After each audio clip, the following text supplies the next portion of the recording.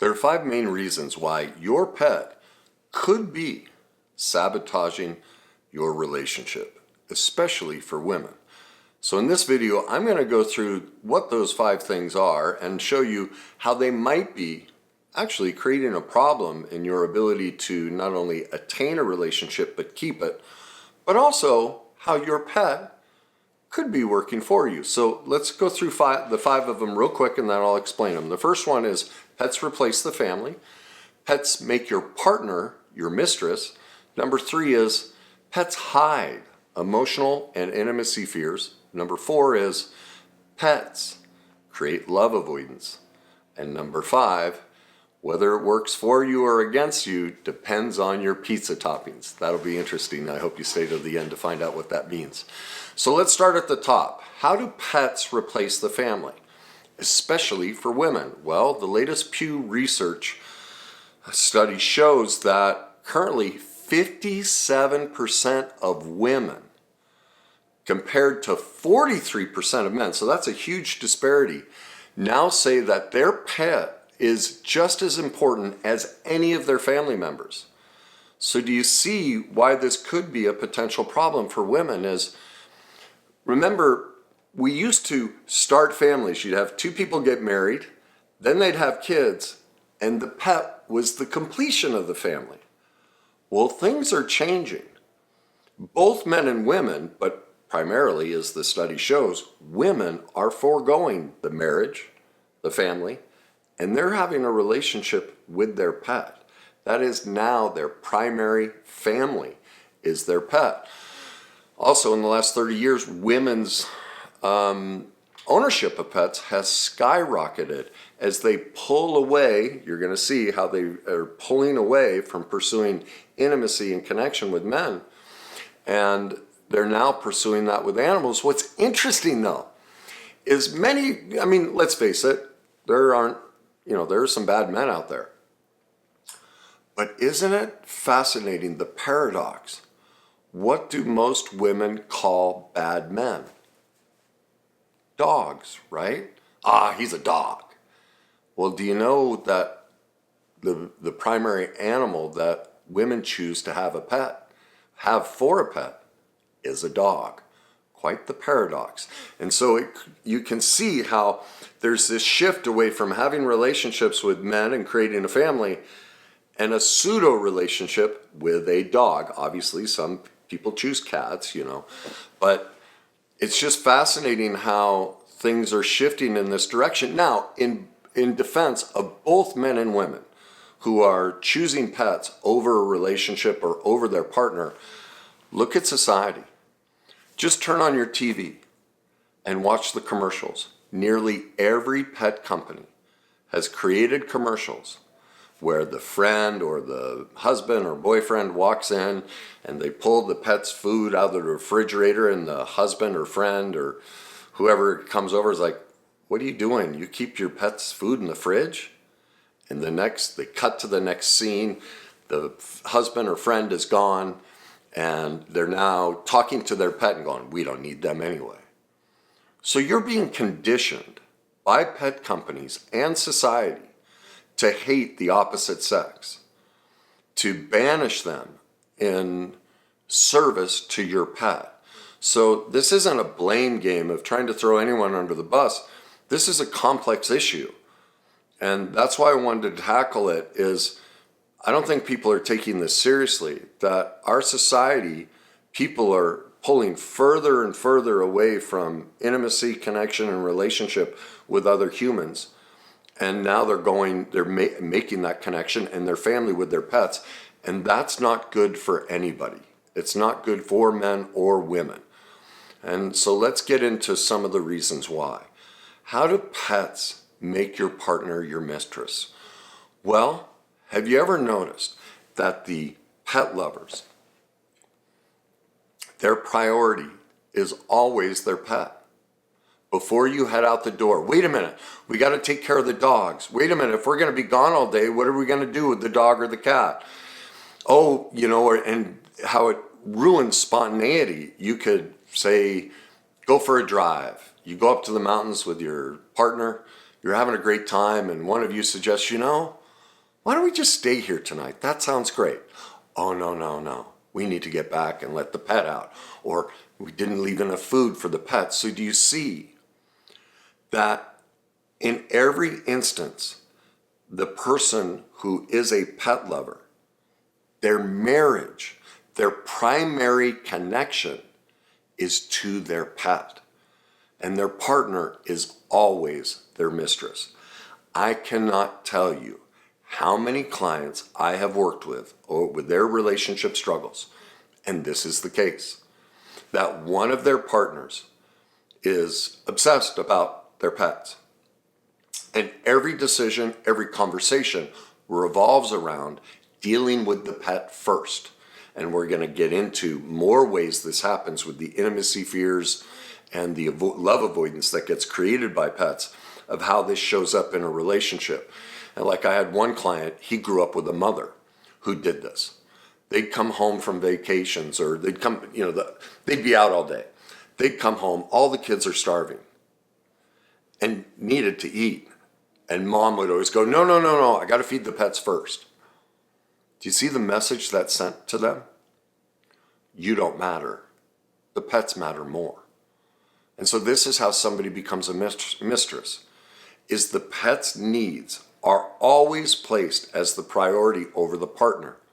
And so now this person, the one I'm thinking of specifically, this is how the worst day cycle works. If you're not familiar with the worst day cycle, I have videos on it, and my first book lays out, exactly what the worst day cycle is. So because he went through this original childhood wounding of abandonment and neglect by his mother placing the pets above everybody else, he's picked a partner who treats him the same way. See, our brain and bodies get addicted to repeating the exact same emotional trauma we experienced in childhood. So I could have put this man in a room with 20,000 women. None of them would do that. Just put one in there, and his brain would automatically only be mostly attracted to that one woman who's going to abandon him and neglect him, and just like his mother did, by making the pets a priority. Okay? So that's how you become the mistress. Everything revolves around taking care of the pet first, and you are now the side hustle. And so when there's time and space left over, that's what you get. Let's get to number 3. How pets hide intimacy and emotional fears. Well, think about it. Who are adults supposed to connect with? Other adults. Who do children connect with? Stuffed animals, right? And so what you're seeing is it's a coping mechanism that's sending an adult basically back into childhood, where, because a stuffed animal, what's the connection there? Why is that so powerful? You can make the stuffed animal into anything you want as a child. It's always there to protect you, love you, and take care of you, right? Well, now this is just a life-size version of the stuffed animal. Because what happens with dogs and cats, or whatever the animal is? It's a one-way street, just like the stuffed animal. You only have to be vulnerable with the pet when you want to. If you're tired, hungover, bored, busy, you can completely neglect the animal. And what's going to happen the second you walk back in the door? They're going to jump all over you. They're just so excited to see you. And so you can treat the animal like a light switch. You can't do that with a human. A human demands reciprocity, that we're, interdependent on each other, not codependent, but interdependent.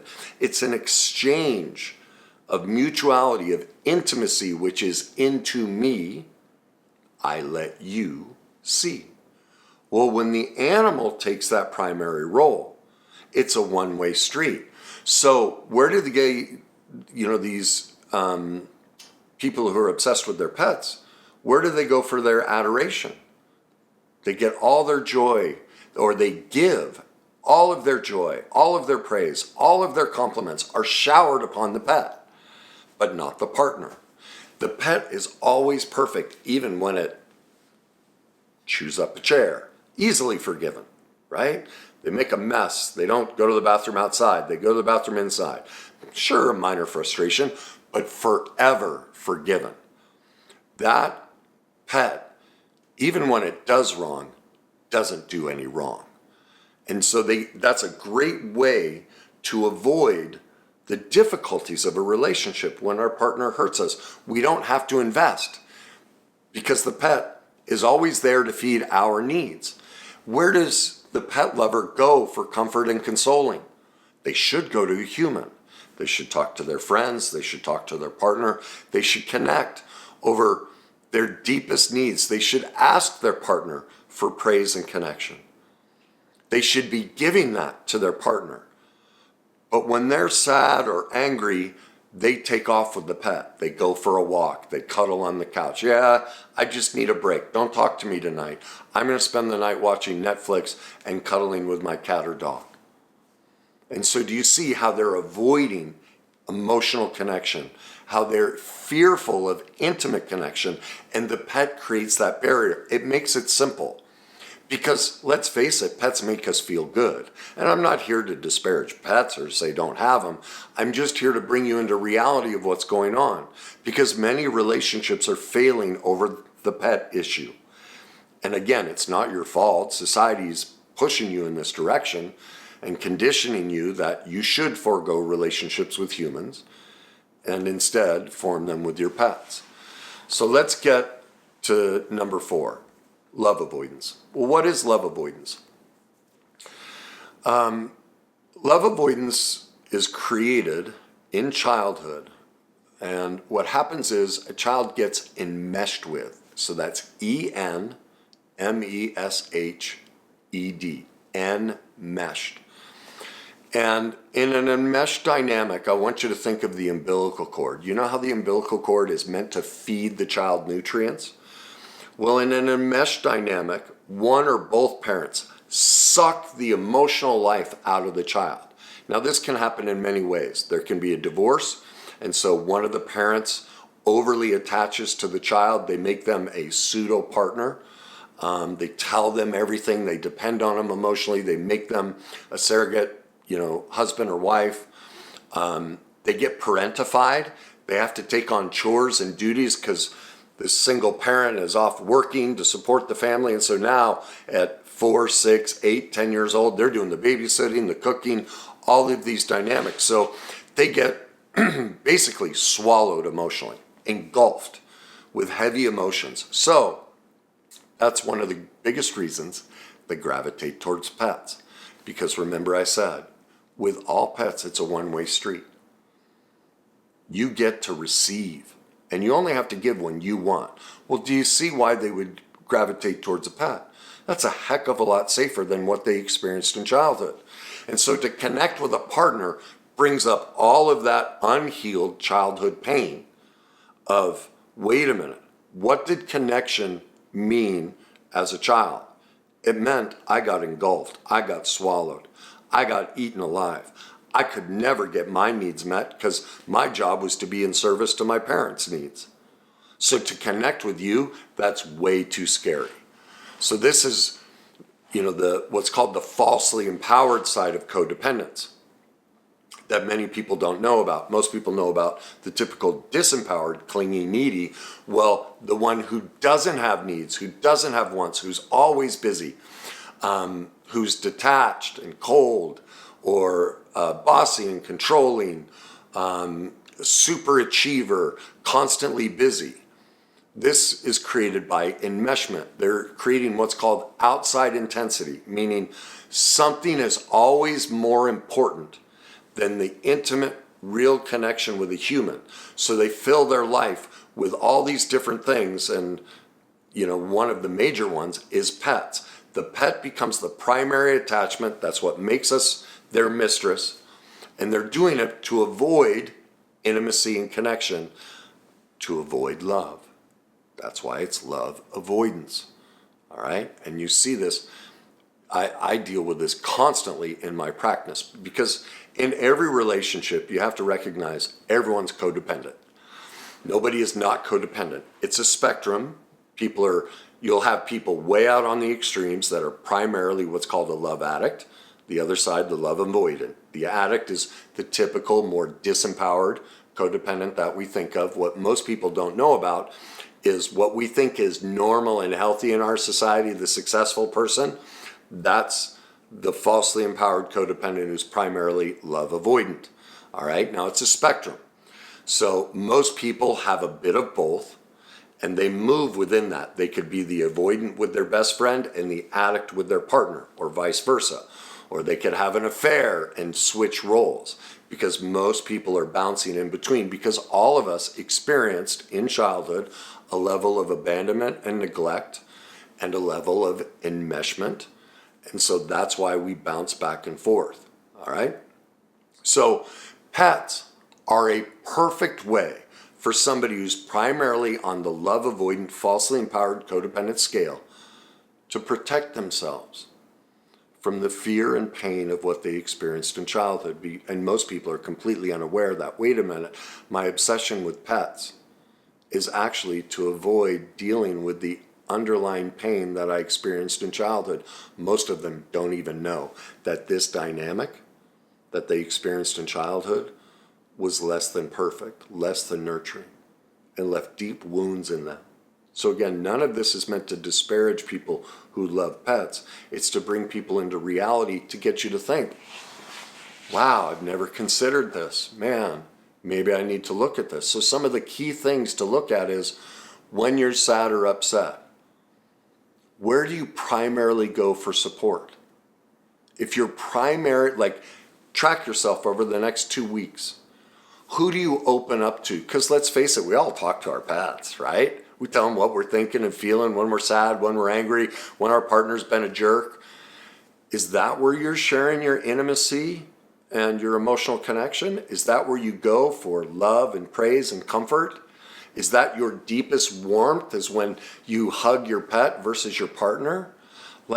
Start paying attention to how you're interacting with your pet and how you're connecting with your pet. What you're going to find is the majority of people are over connecting with their pets to avoid connecting with a human. That's not good for you, even though it feels good. And it's not good for your love life, whether you're in a relationship or seeking a relationship. And so my clients that are primarily on the love addict side, if they're, when they're single or maybe they got divorced and they're looking for a new partner, for these partners, I tell them, when you go looking through dating sites, if that person is talking all about their pets, stay away. You're going to be their mistress. That is not, that you're going to recreate that same avoidance that you experienced in childhood. You don't want that person. And so they could have a lot of great qualities. Now, I tell them, investigate it. Just because somebody's posting about it, because everyone posts images, it's not who they really are. Gather information, but make sure you're holding back. You don't invest. Find out, observe their behavior. How connected are they to their pet? If you see these things where the pet is always first, that lets you know you're going to relive the exact same abandonment in childhood. This is not a good partner for you. Now, that's what brings us to pick your pizza toppings. I'm not saying if somebody is a love avoidant, has intimacy fears, and they want to make their partner their mistress because they're overly connected to their pet, that these people are somehow bad. Remember, we're all codependent. It's a spectrum. Some people are more over here. Well, I had a neighbor once. He and his wife had been married for decades. And both of them were massive pet activists. Like when they'd get mice in the house, they wouldn't kill them. They'd save them. These two people were massive avoidants. Like when we'd go over there, it was fascinating to watch. All of their kindness, all of their love, all of their care, the sweet baby voice, the petting, everything. Both of them gave it to their pets. But then when they talked to each other, it was just pure details. Cold. I don't know if it was cold. It was very clinical, very detached. There was no intimacy and connection. It was just exchanging of information. they seemed wildly happy. See, avoidance don't want emotional connection. They're fearful of it. They're scared to death of it. And I'm not saying you have to go fix it and heal it. That's up to you. This might be making you miserable. Well, for these people, they seemed happier than a pig and you know what. Well, two love avoidants together can form a wonderful relationship because they were both enmeshed with in childhood. So intimacy, closeness, and connection, a typical love story on a movie or in a song or in a book, that'd make their skin crawl. They don't want that level of connection. They don't want that type of relationship. They need the distance. Well, surrounding your house or having your house filled with pets is perfect. You're both primarily married to your animals, and you have a secondary marriage to a human. Seemed to work for them. And so remember, relationships are just pizza. That's all relationships are. Think of it. What do you like on your pizza? Are you a vegetarian lover or a meat lover? If you're a meat lover and somebody likes vegetarian, do you criticize them? Do you feel rejected that they don't like yours? No, you're just like, you like veggie. Yeah, it doesn't work for me. I'm kind of a meat person, right? There's no judgment of them. There's no rejection we feel. Well, relationships are the exact same way. We all have a laundry list of pizza toppings. We want animals, we don't want animals, we want this height, this money, these hobbies, these beliefs. Like, who cares? It's their pizza. The goal in a relationship is to go become an expert in your own pizza toppings, figure out which pizza toppings that maybe you don't like, but maybe they're negotiable. Like, maybe you can do a half and half. Like, they can have those toppings over there, and I can still share the pizza. Some toppings, it's like, no, I won't even have that pizza in the room. That's non-negotiable. So there's a person who's decided, I can't have these behaviors anywhere near me. That's not my pizza. Others, it's like, well, I've never considered that. Let's try it. Throw a little bit over here. Yeah, give me a little green onion with my meat lovers. Ooh, wow, that's pretty good. And so they expand their pizza. So the goal in relationships is to become an expert in what your pizza toppings are and go search for the pizza toppings that you mesh best with so that you two can join to make your best pizza together. And so if somebody's obsessed with their pets, sit down and think about it. Where do you sit on that? Do you need that same avoidance? Do you need the emotional distance that they need? Do you prefer to be a mistress? Because think of all the advantages. You get a lot of free time. Nobody's nagging you. Like, there's a ton of benefits with being with somebody who's pet obsessed and emotionally distant and has all these fears and all of this. It doesn't make them bad or wrong. It just makes them different. Now, conversely, you may be on the other side and go, man, because of my abandonment wounds and my neglect wounds, I need to be the pet. I need to be the one who gets the praise, gets the hugs, gets the cuddles, the first one they talk to. I need all of that. Maybe you're in the middle of the spectrum, a little bit of both. I don't care what it is. All I'm suggesting to you is go figure out where you sit on that spectrum. Learn about love addiction, learn about love avoidance, learn about codependence, the falsely empowered and the disempowered. I have thousands of videos on all these topics. I have blog articles. I have books. I've created all of this stuff so you can learn where you sit on that. And so whichever way you sit, just make sure you know what your pizza toppings are. You know what pizza toppings you work best with. So you can decide which pizza topping you want to build with somebody else. Now, if any of this part resonates with in this video resonates with you and you're like, whoa, I learned some things about myself and this is not who I want to be, please go to the links at the bottom of the video. You'll see you can book a private call. I can help guide you through this. There are many resources I've developed that can get you out of this if you find this isn't what you want. And I'd be happy to help you find the pizza toppings that you want in your relationship.